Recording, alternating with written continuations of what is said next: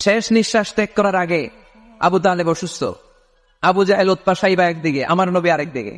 আমার প্রিয় নবী বললেন, চাচা, আজীবন আপনি ছাতার মতো আমাকে আশ্রয় দিয়েছেন, আজীবন আপনি বাবার মতো কোলে পিঠে করে মানুষ করেছেন, একবার শুধু আমার কানে কানে বলেন লা ইলাহা ইল্লাল্লাহ মুহাম্মাদুর, বাকিটা আমি আল্লাহর সাথে বুঝে নেব।